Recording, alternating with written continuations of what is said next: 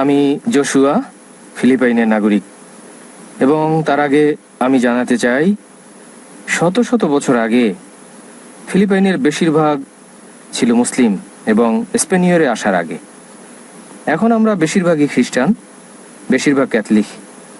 আমাদের দেশে অনেক অনেক ধর্ম আছে, অনেক অনেক ধাঁচের খ্রিস্টান ধর্ম, এবং তাদের বেশিরভাগের দাবি যে যদি তুমি ধর্ম অনুসরণ করো, যদি তুমি তাদের সঙ্গে যোগ দাও, তোমার ভালো একটা সুযোগ আছে নিরাপদে স্বর্গে যাওয়ার।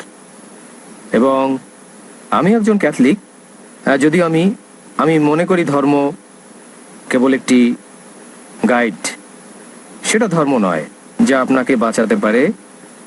আমার ধারণা আপনি নিজেকে রক্ষা করতে পারেন যদি আপনি ভালো কাজ করেন, যে ধর্মই আপনি পালন করুন না কেন।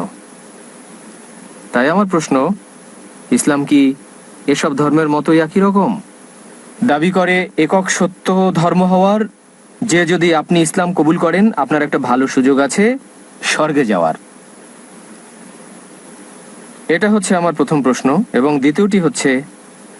দ্বিতীয় প্রশ্ন যাওয়ার আগেই আমি বুঝতে পেরেছি যে ইসলাম হচ্ছে সব শান্তির জন্য এবং ন্যায়পরায়ণতা। এখানে এসে নয়, অনেক বছর আগে থেকেই ভেবেছি, এবং এর জন্য আমি দুঃখিত। এবং আমি সত্যিকারেই কৃতজ্ঞ, এবং আমি কৃতজ্ঞ আরব আমিরাতের প্রতি, বিশেষ করে দুবাই এবং এর সব নেতাদের, আমাদেরকে স্বাধীনতা দেওয়ার জন্য, এখানে শান্তিতে বসবাসের সুযোগ দেওয়ার এবং আমাদের ধর্ম অনুশীলনের, তাতে আপনি হন খ্রিস্টান, বৌদ্ধ, হিন্দু। আমি ধন্যবাদ জানাই আপনাকে। এবং আমার ধারণা দুবাই, আরব আমিরাত হচ্ছে 1 নম্বর দৃষ্টান্ত শান্তির এবং ঐক্যের, যেখানে সব জাতিগোষ্ঠী, ধর্ম এক হয়ে যায়, কাজ করে শান্তি ও সম্প্রীতিতে, একই সঙ্গে একত্রে। আপনাকে ধন্যবাদ। তাই আমি বলতে চাই, ঈশ্বর আরব আমিরাতের ভালো করুন এবং এর সব নেতাদের। ঈশ্বর ইসলামের ভালো করুন, ঈশ্বর ভালো করুন খ্রিস্ট ধর্মের, ঈশ্বর মঙ্গল করুন বৌদ্ধ ধর্মের, হিন্দু ধর্মের এবং বিশ্বের অন্য সব ধর্মের। ঈশ্বর আপনাদের সকলের মঙ্গল করুন এবং আমাদের সকলকে শান্তি দিন। তাই আমার দ্বিতীয় প্রশ্ন হচ্ছে, দুঃখিত, আমি বলতে চাই জিহাদ সম্পর্কে। ভাই, এটা প্রশ্নোত্তরের সময়। সাধারণত একটি প্রশ্ন 2 বা 3টি বাক্যের মধ্যে হয়। যদি আপনি 2-3টি বাক্যের বেশি বলেন তা হয়ে যায় লেকচার। আমরা বলতে চাই কেবল, না দুঃখিত, আমি অমুসলিম ভাই বোনদের অনুরোধ করি, এটা প্রশ্নোত্তরের সময়, লেকচারের সময় নয়। লেকচারের জন্য ইনশাআল্লাহ পর্ব শেষ হলে আমরা মজলিসে বসতে পারি, অতিথি কক্ষে, এবং আমরা কথা বলতে পারি। আমি কিছু মনে করি না। তবে এখানে মাশাআল্লাহ হাজার হাজার মানুষ, তাই আসুন আমরা সময়ের মূল্য দেই। ওকে ভাই প্রশ্ন করেছেন, আমি কেবল বলতে চাই, আপনার যদি কোনো প্রশ্ন থাকে প্লিজ। হ্যাঁ, কেবল একটি প্রশ্ন, একটি, 2 বা 3টি বাক্যে। ভাই, আমি মূলত জানতে চাই আসলে জিহাদ কি। কারণ আমি টেলিভিশনে অনেক দেখেছি কিছু কিছু ব্যক্তি জিহাদ করে বেশ ক্ষতিকর পন্থায়। তাহলে আসলে ইসলামে জিহাদ মানে কি, এবং এ ব্যাপারে আপনার সুস্পষ্ট মত কি? আমি অমুসলিমদের অনুরোধ করব যে আপনারা একবারে একটি প্রশ্নই করবেন। দ্বিতীয় প্রশ্নের জন্য অন্যান্য অমুসলিমদের পেছনে যান, আপনাদের যেতে হবে না পুরো লাইনের পেছনে। কারণ আপনারা জানেন গতকাল অনেক অমুসলিম প্রশ্ন করতে পারেননি। আমি অমুসলিমদের একটা প্রশ্ন করার অনুরোধ জানাবো, সংযুক্ত হলে 2টো প্রশ্ন। তবে যদি আপনি 6টি প্রশ্ন, 3টি, 4টি প্রশ্ন করেন তাহলে সব প্রশ্নের সঠিক জবাব দেওয়াটা কঠিন হয়ে যাবে। ভাই 2টো প্রশ্ন করেছেন। প্রথম প্রশ্নে তিনি বলেছেন তিনি বিশ্বাস করেন যে ধর্ম একটি গাইড, কিন্তু তিনি বিশ্বাস করেন না যে সবকিছু সত্য যা তাকে স্বর্গে নিয়ে যেতে পারে। তিনি জানতে চেয়েছেন ইসলামের অবস্থানটা কি এবং ইসলাম কি তাকে জান্নাতে নিয়ে যেতে পারে, এবং কোরআন কি। আর দ্বিতীয় প্রশ্ন হচ্ছে জিহাদের মানেটা আসলে কি। প্রথম প্রশ্নের জবাবে বলছি, যদি আপনি বিশ্বাস করেন বাইবেল একটা গাইড, যদি ধরা হয় আপনি কোথাও পরীক্ষা দিচ্ছেন, হতে পারে ব্যাচেলার্স ডিগ্রি, অনেক সময় প্রতিটি বিষয়ের একটি করে গাইড থাকে, আপনি কি সেই গাইড অনুসরণ করবেন যা পুরনো এডিশনের, নাকি সেই গাইড যা সর্বশেষ এডিশনের? ভাই, কোন গাইড আপনি অনুসরণ করবেন, পুরনো না নতুনটা? আমি উভয়টি অনুসরণ করব। উভয়। তাহলে আগে বিজ্ঞান বলতো চাঁদের আলো তার নিজস্ব আলো, আজ বিজ্ঞান বলছে চাঁদের আলো প্রতিফলিত আলো। কোনটি বিশ্বাস করবেন আপনি, পুরনো না নতুনটা?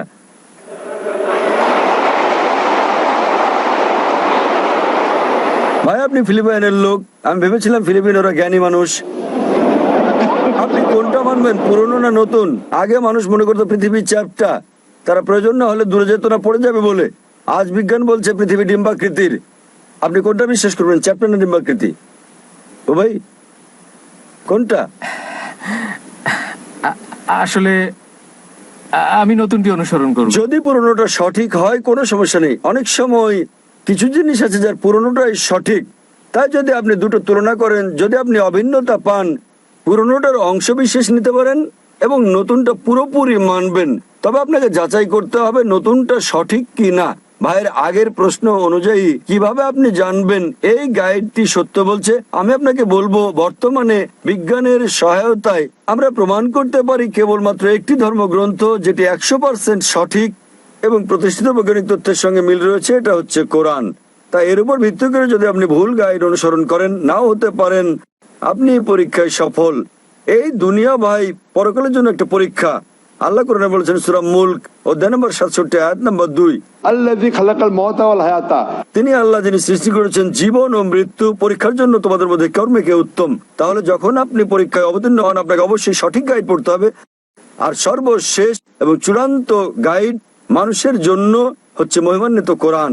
এরপর আর কোনো গাইড আসবে না, আর কোনো পয়গম্বর আসবেন না। তাহলে এটি হচ্ছে একমাত্র গ্রন্থ যা আপনাকে মুক্তির পথে নিয়ে যাবে, স্বর্গে নিয়ে যাবে, আপনাকে জান্নাতে নিয়ে যাবে। আপনার দ্বিতীয় প্রশ্নের উত্তরে বলছি, জিহাদ শব্দটির মানে কি? এই শব্দটিকে বেশিরভাগ ক্ষেত্রে ভুল বোঝা হয়। ইসলামে জিহাদ এটিকে কেবল অমুসলিমরাই ভুল বোঝে না, এমনকি মুসলিমরাও ভুল বুঝে থাকে। বেশিরভাগ অমুসলিম ও মুসলিমরা ভাবেন যে কোনো যুদ্ধ যাতে মুসলিমরা লড়াই করে যে কোনো কারণে, তা হোক এটা অর্থের জন্য, হোক সম্পদের জন্য, ব্যক্তিগত স্বার্থের জন্য, তা হোক সুনামের জন্য বা জমির জন্য, একে বলা হয় জিহাদ। জিহাদ মানে এই নয় যে কোনো যুদ্ধ যাতে মুসলিমরা লড়াই করে, তাতে হোক তা সম্পদের জন্য, জমির জন্য, সুনামের জন্য। জিহাদ আরবি শব্দ জাহাদা থেকে এসেছে, যার মানে হচ্ছে চেষ্টা করা, যার মানে সংগ্রাম করা। ইসলামী প্রেক্ষাপটে জিহাদ মানে চেষ্টা ও সংগ্রাম করা নিজের অসৎ প্রবৃত্তির বিরুদ্ধে। জিহাদ মানে চেষ্টা ও সংগ্রাম করা সমাজের উন্নয়নের জন্য। জিহাদ আরো বোঝায় যুদ্ধক্ষেত্রে আত্মরক্ষার জন্য চেষ্টা ও সংগ্রাম করা। জিহাদ দিয়ে আরো বোঝায় জুলুমের বিরুদ্ধে চেষ্টা ও সংগ্রাম করা। জিহাদ মূলত চেষ্টা ও সংগ্রাম। উদাহরণস্বরূপ, যদি একজন ছাত্র পরীক্ষায় পাশের জন্য চেষ্টা ও সংগ্রাম করে, আরবিতে আমরা বলবো সে জিহাদ করছে। অনেক মানুষেরই ভুল ধারণা রয়েছে যে জিহাদ শুধুমাত্র করতে পারে মুসলিমরাই। কোরআনে অন্তত দুটো আয়াতে বলা হয়েছে যে এমনকি অমুসলিমরাও জিহাদ করতে পারে। আল্লাহ কোরআনে বলেছেন সূরা লুকমান অধ্যায় নম্বর 31 আয়াত 14, আমি মানুষকে তার পিতামাতার সঙ্গে সদ্ব্যবহার করার নির্দেশ দিয়েছি। তার মা কষ্টের পর কষ্ট সহ্য করে তাকে গর্ভে ধারণ ও জন্ম দিয়েছে। পরের আয়াত সূরা লুকমান অধ্যায় 31 আয়াত নম্বর 15 বলা হয়েছে, তবে যদি তোমাদের পিতামাতা জিহাদ করে, চেষ্টা ও সংগ্রাম করে আল্লাহ ছাড়া আর কারো উপাসনা করার জন্য যার সম্পর্কে তোমার কোনো জ্ঞান নেই, তাহলে তাদের মান্য করো না, কিন্তু তথাপিও তাদের সাথে ভালোবাসা ও মমতার সঙ্গে বসবাস করো। কোরআনে একই কথা আবারও বলা হয়েছে সূরা আনকাবুত অধ্যায় নম্বর 29 আয়াত নম্বর 8, যে আল্লাহ বলেছেন আমি মানুষকে তাদের পিতামাতার প্রতি সদয় হওয়ার নির্দেশ দিয়েছি, তবে যদি তাদের পিতামাতা জিহাদ করে, চেষ্টা ও সংগ্রাম করে আল্লাহ ছাড়া অন্য কারো উপাসনা করার জন্য, তবে তাদের মান্য করবে না। এখানে আল্লাহ অমুসলিম পিতামাতার ব্যাপারে বলেছেন যারা তাদের সন্তানদের শিরক করতে বাধ্য করছে সর্বশক্তিমান আল্লাহ ছাড়া অন্য কারো উপাসনা করতে। তাই এখানে আল্লাহ বলেছেন অমুসলিম পিতামাতারা জিহাদ করছে, তবে এই জিহাদ ফি সাবিলিশ শয়তান। আমাদের মুসলিমদের যা করা উচিত তা হচ্ছে জিহাদ ফি সাবিলিল্লাহ। সুতরাং যে কোনো কারণে জিহাদ শব্দটি ব্যবহার করা হোক না কেন, এটা সাধারণভাবে ব্যবহৃত হয় এবং বোঝায় যে এটা জিহাদ ফিসাবিলিল্লাহ যদি অন্য কিছু না থাকে। তাই জিহাদ মূলত বোঝার চেষ্টা, সংগ্রাম করা। এবং অনেক সময় পাশ্চাত্যের লোকেরা তারা জিহাদ শব্দটিকে পবিত্র যুদ্ধ বলেছে। আরবিতে পবিত্র যুদ্ধ মানে হারবুম মুকাদ্দাসা। এই শব্দ হারবুম মুকাদ্দাসা পবিত্র কোরআনে কোথাও নেই, রাসূলের কোনো হাদিসেও এটি নেই।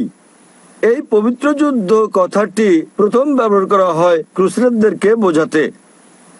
ক্রুসেডারদের যারা বলপূর্বক খ্রিস্ট ধর্ম বিস্তার করেছিল, তারা ধর্ম বিস্তারের জন্য হাজার হাজার মানুষকে হত্যা করেছিল। বর্তমানে এই শব্দটি মুসলিমদের ক্ষেত্রে ব্যবহার করা হয় ইসলামের ক্ষেত্রে, যা পুরোপুরি ভুল। কোরআনে কোথাও বলা হয়নি যে জিহাদ মানে পবিত্র যুদ্ধ, এবং কোরআনের ভাষা অত্যন্ত স্পষ্ট। আল্লাহ বলেছেন কোরআনের সূরা মাইদা অধ্যায় 5 আয়াত নম্বর 32 যে যদি কেউ কোনো মানুষকে হত্যা করে, হোক সে মুসলিম বা অমুসলিম, যদি হত্যার অপরাধে বা পৃথিবীতে অনর্থের সৃষ্টির অপরাধে না হয়, সেজন্য সমস্ত মানব জাতিকে হত্যা করলো। পৃথিবীতে এমন কোন ধর্মগ্রন্থ নেই যাতে বলা হয়েছে তুমি যদি একজন মানুষকে হত্যা করো তাহলে সমগ্র মানব জাতিকে হত্যা করলে, এবং তুমি যদি একজন মানুষকে বাঁচাও তাহলে তুমি সমগ্র মানব জাতিকে বাঁচালে। তাহলে এরকম একটা ধর্ম কিভাবে, যাতে বলা হয়েছে সন্ত্রাসবাদ ছড়াতে তুমি একটি নিরপরাধ মানুষও হত্যা করতে পারবে না? এটা হচ্ছে মূলত মিডিয়ার কাজ, যারা ইসলাম সম্পর্কে বিভ্রান্তি ছড়িয়ে বেড়াচ্ছে। আশা করি উত্তরটা পেয়েছেন। ঠিক বলেছেন। তাহলে কি আপনি বিশ্বাস করেন যে ইসলাম শান্তির ধর্ম? হ্যাঁ হ্যাঁ হ্যাঁ, আমি বিশ্বাস করি। আপনি কি এক ঈশ্বর বিশ্বাস করেন? হ্যাঁ। আপনি কি বিশ্বাস করেন যীশু খ্রিস্ট ঈশ্বর? আমার ধর্ম মতে তাই। আমি বিশ্বাস করি তিনি ঈশ্বর, তিনি আমাদের ঈশ্বরের পুত্র। এমন কোনো কথা কি আছে সম্পূর্ণ বাইবেলে যেখানে যীশু খ্রিস্ট তারপর শান্তি প্রসাদ নিজে বলেছেন, কোন দ্ব্যর্থহীন বাক্য, কোন সুস্পষ্ট উক্তি আপনার জানা মতে বাইবেলের মধ্যে যেখানে যীশু খ্রিস্ট তারপর শান্তি প্রসাদ নিজে বলেছেন যে আমি ঈশ্বর, অথবা বলেছেন আমার উপাসনা করো? যদি আপনি বাইবেলের কোন অনুচ্ছেদ দেখাতে পারেন সুস্পষ্ট করে বলা দ্ব্যর্থহীন ভাবে, যেখানে যীশু খ্রিস্ট তারপর শান্তি প্রসাদ নিজে বলেছেন তিনি ঈশ্বর, অথবা বলেছেন আমার উপাসনা করো, আমি আপনার সঙ্গে আপনার ধর্ম গ্রহণ করব।